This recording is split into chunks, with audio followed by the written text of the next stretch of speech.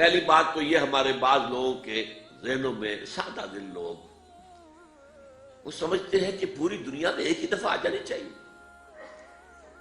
یہ کوئی علاقائی خلافت تو نہیں ہو سکتی، خلافت تو عالمی ہوتی ہے. ان سے میں کہتا ہوں عالمی خلافت کب تھی جناب؟ یہ تو نہ خلافت راشدہ میں عالمی تھی. کیا ہندوستان شامل تھا اس میں؟ کیا چین شامل تھا؟ کیا یورپ شامل تھا؟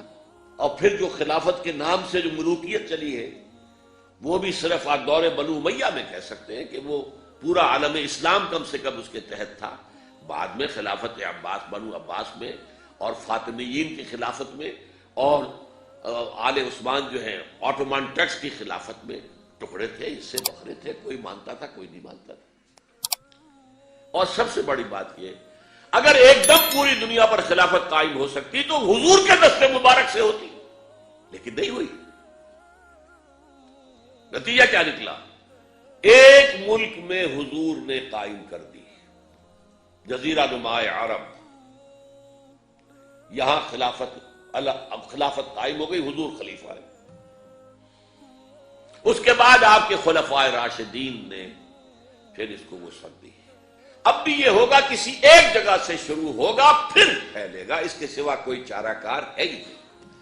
اگر ہر جگہ پوری دنیا میں ایک ہی وقت میں ہو سکتا تو حضور کے دست مبارک سے ہوتا صلی اللہ علیہ وسلم. اب وہ نقطہ کون سا ہوگا، نقطہ آغاز کون سا ہوگا؟ اس میں پہلی بات تو میں نے کہا جو شک کرے گا اس کا پھر ایمان مشکوک ہے. ہوگا، لازماً ہوگا، گلوبل ہوگا، پوری دنیا میں ہوگا. کہاں سے شروع ہوگا اس میں آپ اختلاف کر سکتے ہیں، لیکن مجھے تو دو حدیثیں تو ملی ہیں جن سے یہ اندازہ ہوتا ہے کہ یہ اس مشرقی خطے سے ہوگا، عرب کے مشرق کی جانب کسی ملک سے ہوگا، کسی خطے سے ہوگا. وہ حدیثیں بھی اب آپ پڑھ لیجیے. پہلے ہندوستان اور خراسان یعنی موجودہ افغانستان کا ذکر. ابن ماجہ کی روایت ہے عن عبداللہ ابن الحارث رضی اللہ تعالی عنہ قال رسول اللہ صلی اللہ علیہ وسلم یخرج ناس من المشرق یوطئون للمہدی یعنی سلطانہ، یعنی سلطانہ، دونوں طرح سے پڑھ سکتے ہیں. حضرت عبداللہ ابن حارث فرماتے ہیں رضی اللہ تعالی عنہ کہ حضور نے ارشاد فرمایا مشرق کی طرف سے وہ فوجیں نکلیں گی، لوگ آئیں گے جو عرب میں مہدی کی حکومت قائم کریں گے. یہ مہدی کون ہوں گے اس کا ذکر میں ذرا بعد میں کروں گا، لیکن نوٹ کر لیجئے کہ مہدی سے پہلے لازماً کسی مشرقی علاقے کے اندر وہ نظام قائم ہو چکے گا، تب وہاں سے فوجیں آئیں گی نا. یہ مشرق کون سا ہے؟ عرب کے مشرق میں آپ چلیے ایران بھی آ جائے گا، افغانستان بھی ہے، پاکستان بھی ہے، اور اگر اس سے اور توسیع دیں تو ہندوستان بھی ہے. یہ ہے عرب کا مشرق. اس سے فوجیں جائیں گی. اس کا کیا مطلب ہے کہ اس میں سے کسی جگہ پر نظام خلافت پہلے قائم ہو جائے گا تاکہ وہاں سے فوجیں جائیں گی جو جزیرہ نما عرب میں حضرت مہدی کی حکومت کو قائم کریں گی. اب دوسری حدیث سنیے. یہ سنن ابن ماجہ کی حدیث تھی جو میں نے آپ کو سنائی، آپ نے پڑھی. دوسری عن ابی ہریرہ رضی اللہ تعالی عنہ،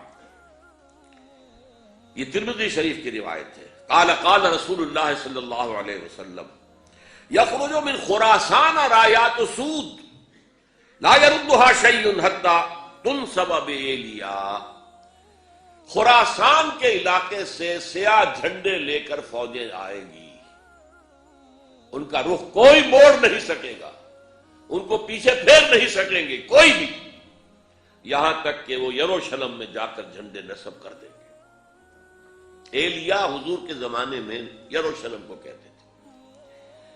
یہ یروشلم تھا جب حضرت سلیمان کی حکومت تھی اور یہاں پر معبد سلیمانی، ہیکل سلیمانی قائم ہوا. پھر یہ یروشلم ہی رہا ہے تاریخ میں، یہاں تک کہ سن 70 عیسوی میں جب ٹائٹس رومی جنرل نے اس کو گرایا، ختم کیا، سیکنڈ ٹیمپل گرا دیا اور یہاں سے یہودیوں کو کہا نکل جاؤ، یہاں سے کوئی یہودی باقی نہیں رہا، تب بالکل تہو بالا برباد کر دیا.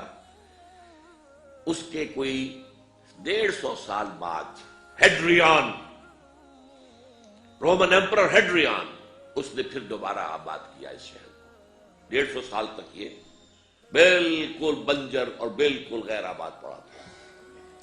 اب ہیڈریان نے جب آباد کیا تو اس کا نام ایلیا رکھا، اب یروشلم نام نہیں تھا۔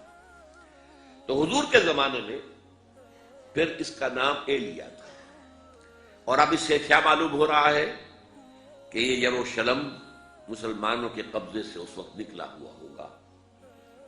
ایک دفعہ پہلے نکلا تھا، سن 1099 عیسوی میں مسلمانوں کے ہاتھ سے نکلا، کروسیڈرز، عیسائیوں نے آ کر اس کو قبضے میں کیا، لاکھوں مسلمانوں کو مارا، قتل کیا۔ اس کو 1187 عیسوی میں واپس لیا ہے۔ کس نے لیا ہے؟ صلاح الدین ایوبی، کرد۔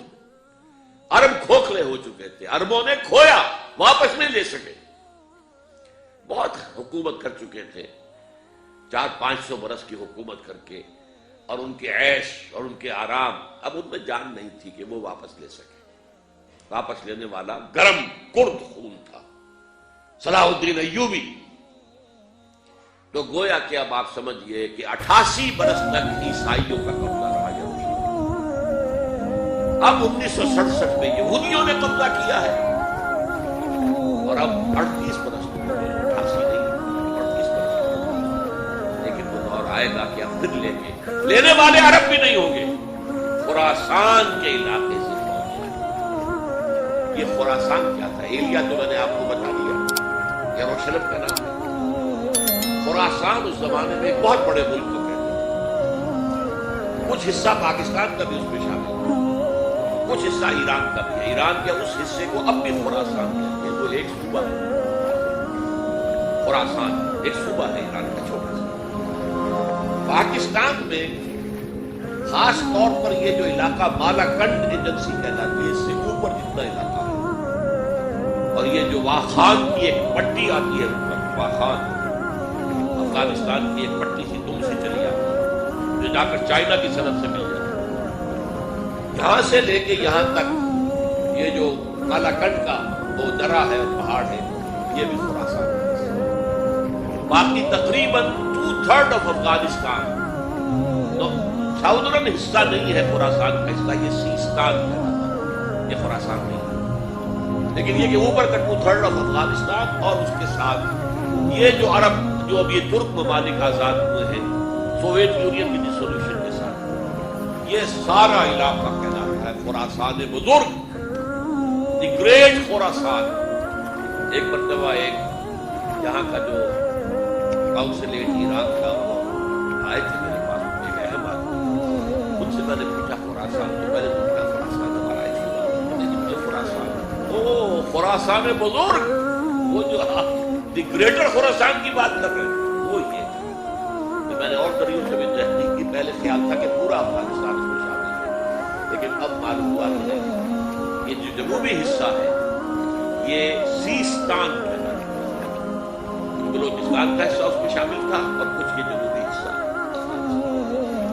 یہاں سے فوجیں جائیں گی، اور یہ فوجیں جا کر خراسان سے چل کر ایلیا پہنچیں گی۔